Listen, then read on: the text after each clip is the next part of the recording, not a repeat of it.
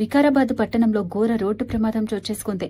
MRP petrol bunk సమీపంలో road దాటుతున్న మహిళను RTC bus ఢీకొట్టింది. బార్వాద్ గ్రామానికి చెందిన బాలమ్మ అనే మహిళ కాలుపై బస్సు వెళ్లడంతో ఆమె కాలు తీవ్రంగా నుజ్జునుజ్జైంది.